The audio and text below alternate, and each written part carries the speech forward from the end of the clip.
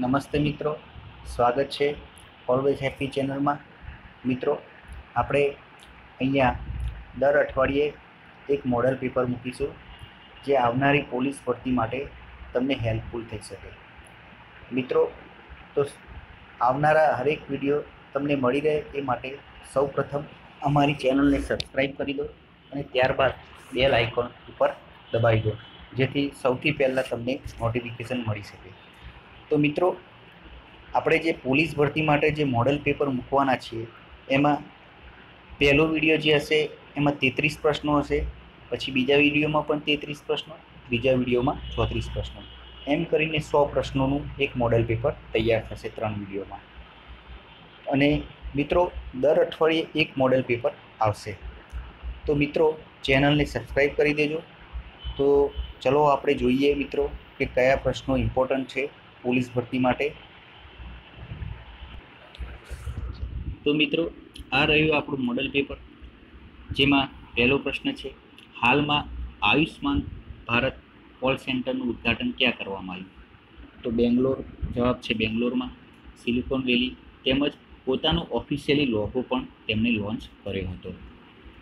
બીજો ક્વેશ્ચન છે, હાલમાં કયા દેશે ભારતીય શીખ તીર્થયાત્રીઓને વિઝા રહિત પ્રવેશની અનુમતિ આપી?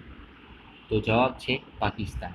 અત્યારે હાલમાં કરંટ અફેર્સમાં જોઈએ તો જે ભારતના શીખ છે તેમને વિઝા રહિત પ્રવેશની અનુમતિ પાકિસ્તાની વડાપ્રધાને આપી છે.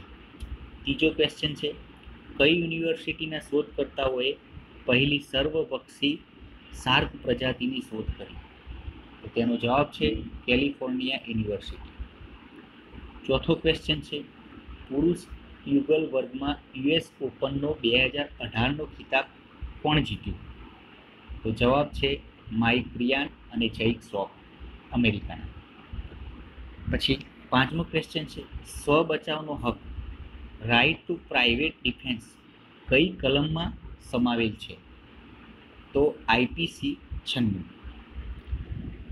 છઠ્ઠો ક્વેશ્ચન, ભારતીય ફોજદારી ધારો એટલે એને શું કહેવાય? તો ઇન્ડિયન પિનલ કોડ કહેવાય.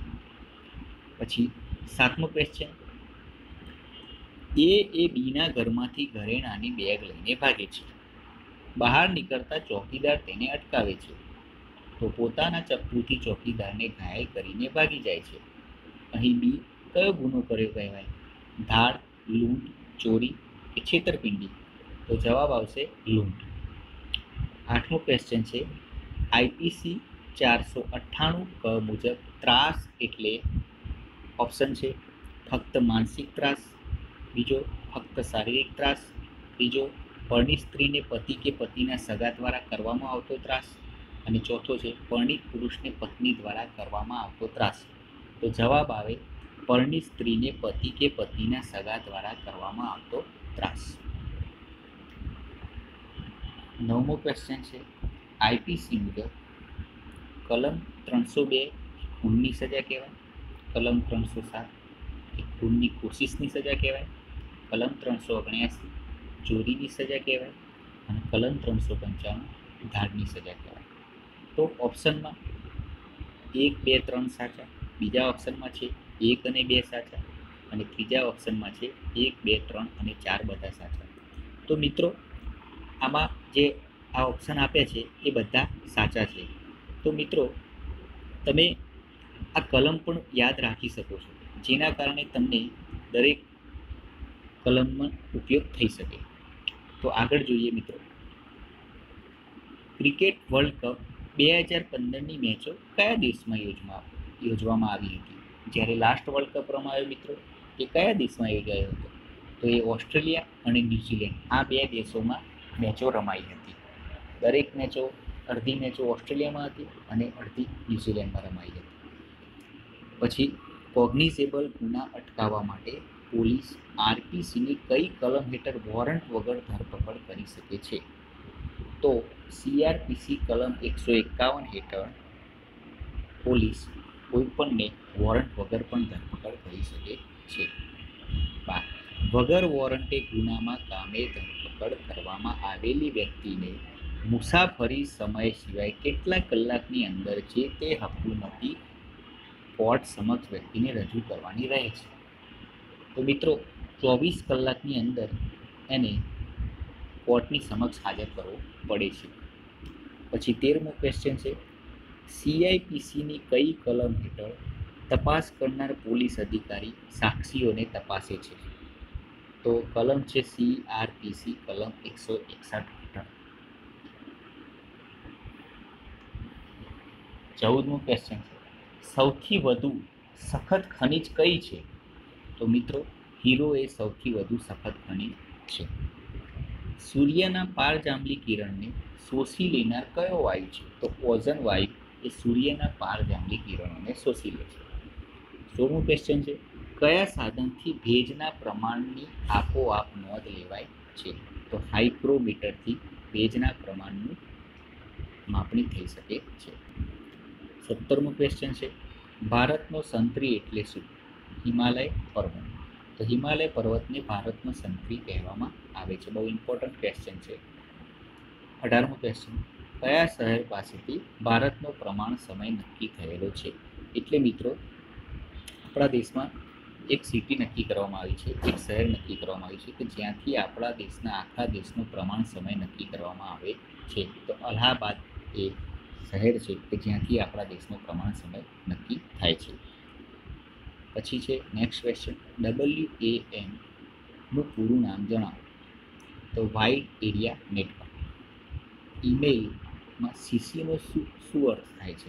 તો તમે જાણતા હશો કે ભાઈ ઈમેલમાં CCનો ઓપ્શન આવે છે, એનો અર્થ થાય છે કાર્બન કોપી. નેક્સ્ટ ક્વેશ્ચન છે 21, રાષ્ટ્રીય પછાત વર્ગ આયોગની જોગવાઈ બંધારણની કઈ કલમ હેઠળ કરવામાં આવી છે? તો અનુચ્છેદ 340 હેઠળ. આગળનો ક્વેશ્ચન છે, બંધારણની કઈ કલમમાં કાયદાથી મળેલા અધિકાર સિવાય કરવેરો ન નાખવા અંગેની જોગવાઈ કરવામાં આવી છે? તો જવાબ છે અનુચ્છેદ 265.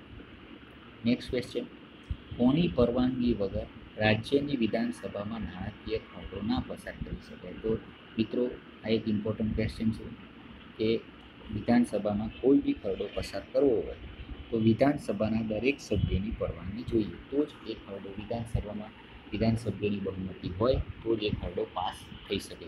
તો જવાબ આવે વિધાનસભાના સભ્યો.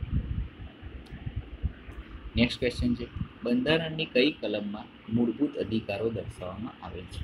તો બંધારણની કલમ 12 થી 25માં મૂળભૂત અધિકારો દર્શાવવામાં આવે છે.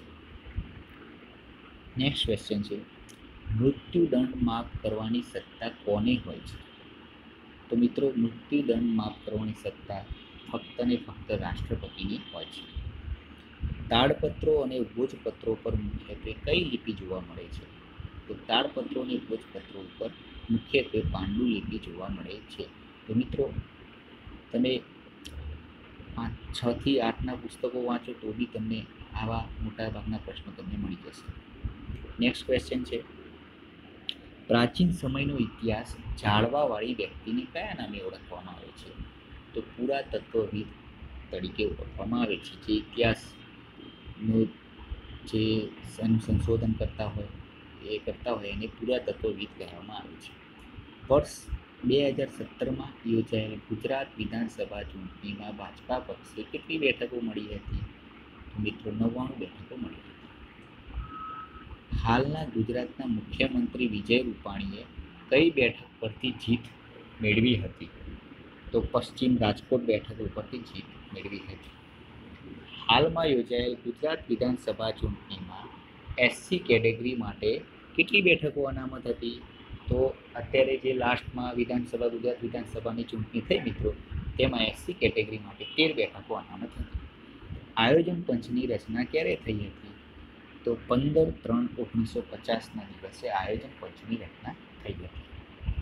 લોકસભામાં રાષ્ટ્રપતિ દ્વારા કેટલા સભ્યોની નિમણૂક થાય છે? તો લોકસભામાં રાષ્ટ્રપતિ દ્વારા 2 સભ્યોની નિમણૂક થાય છે. અને જે એ 2 સભ્યો રાષ્ટ્રપતિ દ્વારા લોકસભામાં જે 2 સભ્યો નિમાય છે કઈ જાતિના હોય છે?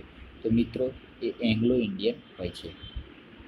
તો એંગ્લો ઇન્ડિયન કોને કહેવાય તો તમે મિત્રો જાણતા જ હશો. સંસદના ઉપલા ગૃહને શું કહેવાય છે? તો સંસદના ઉપલા ગૃહને રાજ્યસભા કહેવાય છે. અને ને નીચલા ગૃહને લોકસભા કહેવામાં આવે છે. તો મિત્રો, આપણો આજનો આ વિડીયો પૂરો થાય છે. 34 ક્વેશ્ચન આજે આપણે લઈ લીધા. નેક્સ્ટ વિડીયોમાં બીજા ક્વેશ્ચન લઈશું. એમ કરીને મોડલ 1 પૂરું કરશું. ત્યારબાદ અઠવાડિયા પછી મોડલ પેપર 2 આવશે. તો મિત્રો, જો તમે પણ તૈયારી કરતા હોય તો મારી આ ચેનલને સબસ્ક્રાઈબ કરી દેજો, જેથી કરીને તમને આવનાર દરેક વિડીયોની નોટિફિકેશન મળી રહે.